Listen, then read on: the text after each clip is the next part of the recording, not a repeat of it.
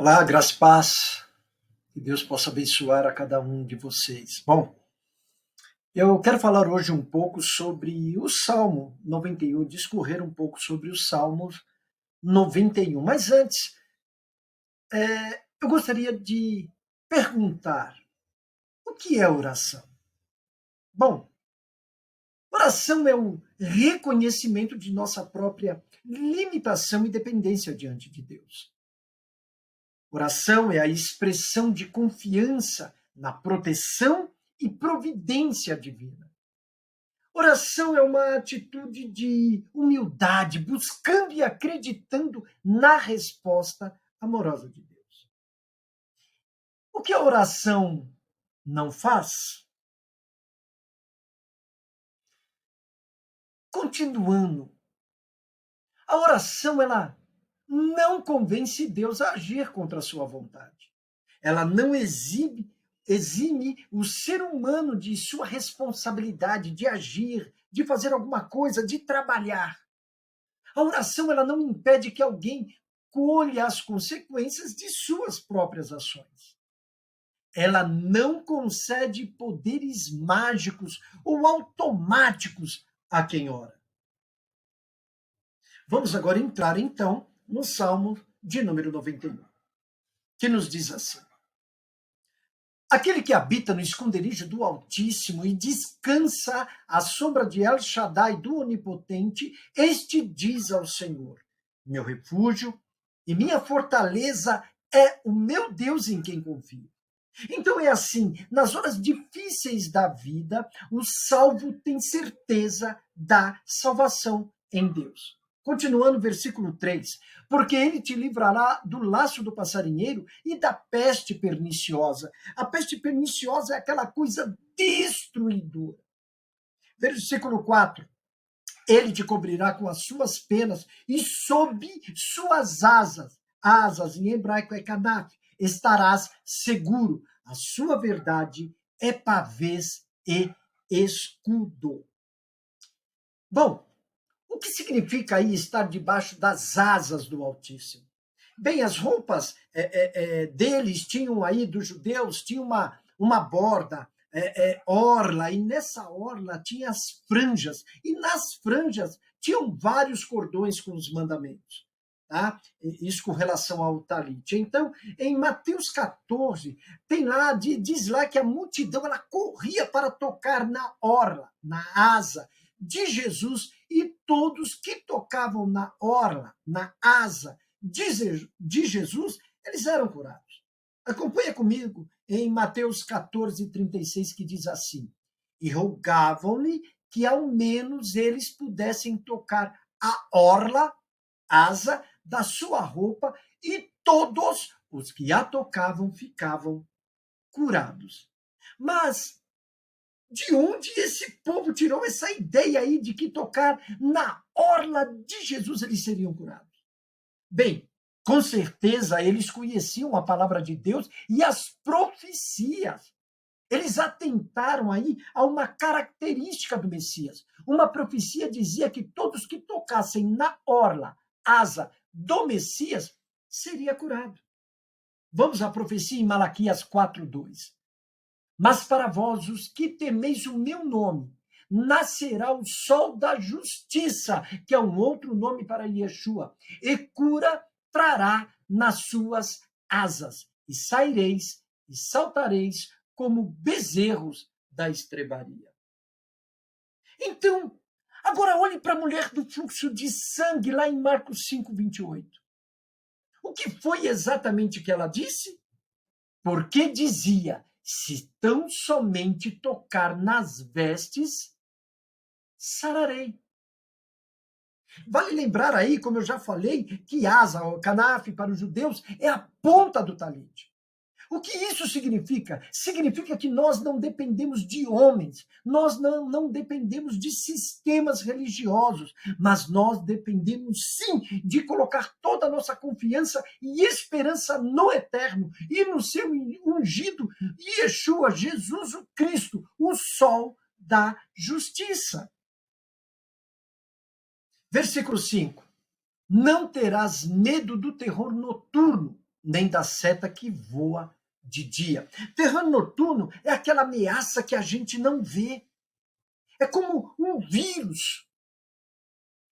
Versículo 6. Nem da peste que anda na escuridão, nem da mortandade que assole ao meio-dia. Então, aquele que confia em Deus, ele não permite que o seu coração, que o seu interior entre em pânico. Ele procura manter as suas emoções equilibradas diante da palavra de Deus, mesmo diante de muita destruição e morte. A nossa alma, o nosso ser, o nosso coração, o nosso interior, ele não deve entrar em pânico quando confiamos em Deus.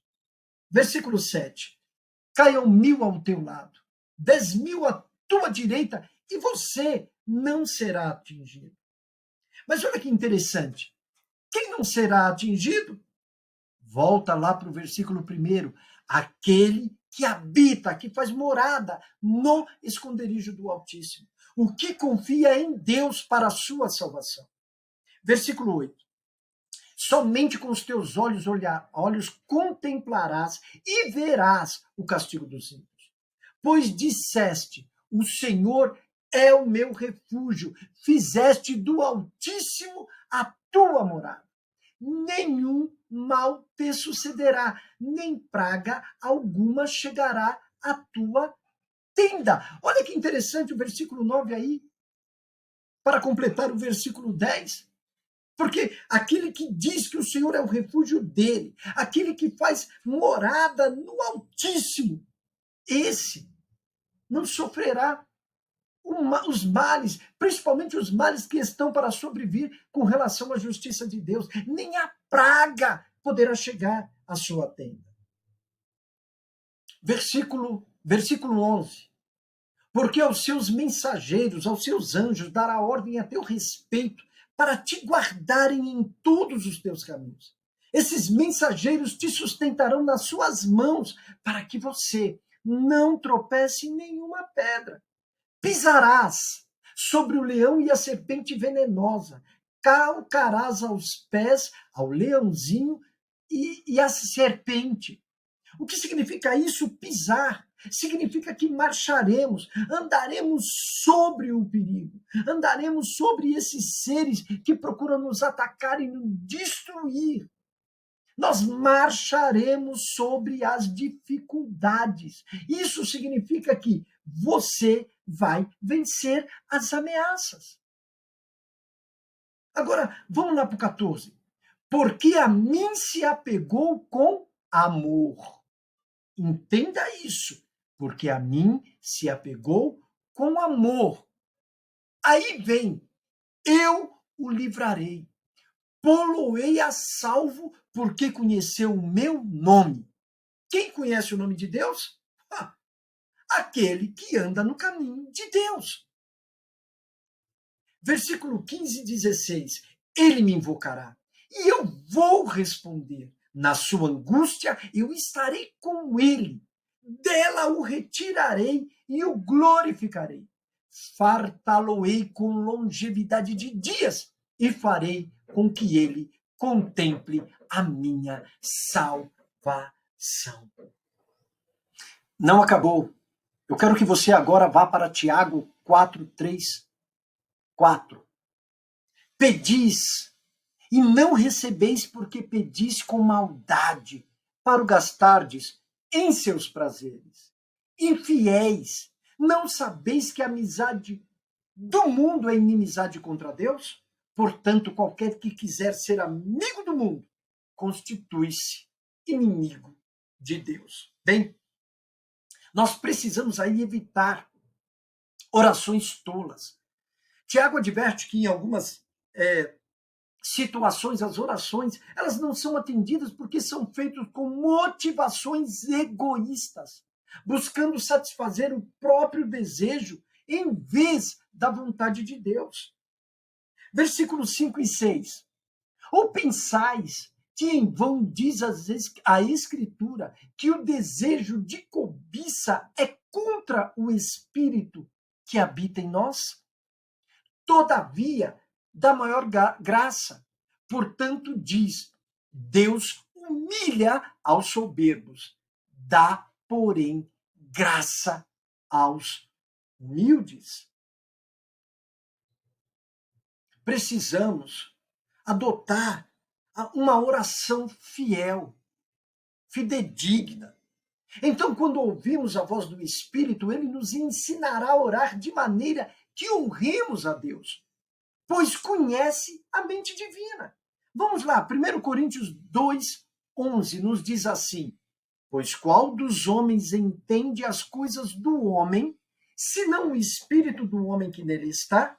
Assim também as coisas de Deus, ninguém as compreendeu, senão o Espírito de Deus. E o que esse Espírito faz? E o que o Espírito de Deus faz? E o que essa essência de Deus faz? Bom, o Espírito compartilha essa sabedoria conosco e nos guia a orações adequadas. Romanos 8:26 e 27 nos diz assim: do mesmo modo, também o Espírito nos ajuda na fraqueza, porque não sabemos o que havemos de pedir como convém. Mas o próprio Espírito intercede por nós, com gemidos inexprimíveis. E aquele que esquadrinha os corações sabe qual é a intenção do Espírito, que ele, segundo a vontade de Deus, intercede pelos santos. Quando aprendemos a ouvi-lo, a nossa vida de oração, ela também será transformada. Bom, continuando aí em Tiago 4:7 e também o 8, ok? Só para deixar assim uma informação, essa carta de Tiago, Lutero diz que era uma carta de palha, ou seja, não devia nem estar nos escritos divinos.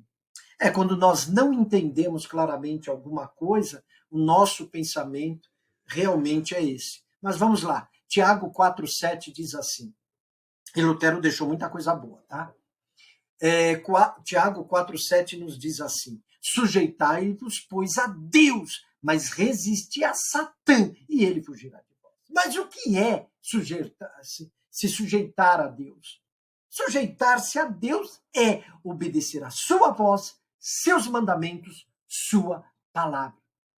Mas eu quero deixar claro uma coisa: não se guarda mandamento para ser salvos, mas se guarda mandamento, o mandamento de Deus, o mandamento de Yeshua, de Jesus, o Cristo, se guarda porque se é salvo. Eu só guardo o mandamento porque eu sou salvo. Simples assim. Versículo 8. Chegai-vos para Deus e ele se chegará para vós. Limpai as mãos, pecadores, e vós de alma dividida, purificai os corações. O que isso significa? Sejam separados. Nenhum homem pode vir a Deus com mãos sujas, um coração dividido e uma mente dupla. Nenhum homem pode vir a Deus com pecado aberto em sua vida. Olha o que diz Davi em Salmo 66:18. Não me teria escutado o Eterno, se iniquidade percebesse em meu coração. Agora, Tiago 4, 9 e 10 nos diz assim: senti as suas misérias, lamentai e chorai, torne-se o vosso riso em pranto e a vossa alegria em tristeza. Humilhai-vos perante o Senhor e ele vos exaltará. Essa palavra não são para os de fora, é para mim, que faço parte dessa grande família do Senhor, dessa grande família de Deus. Quando a gente leva a sério a oração, haverá um coração partido, um coração quebrado pelo pecador perdido. Haverá lágrimas nos olhos buscando a presença e o poder de Deus na igreja. A gente precisa urgentemente retornar ao quebrantamento de coração diante do Senhor. Precisamos urgentemente nos humilharmos diante do Todo-Poderoso e clamar por aqueles que ainda não foram salvos. E clamar pela sua igreja, para que a sua igreja abra os olhos nestes últimos tempos que temos sobre esse sistema humano, maligno, terreno e animal que se levanta poderosamente contra nós. Que possamos quebrantar o nosso coração diante do Senhor de toda a glória e buscá-lo, buscar o seu reino e a sua preciosa verdade. Deus abençoe vocês, em nome de Yeshua. Amém.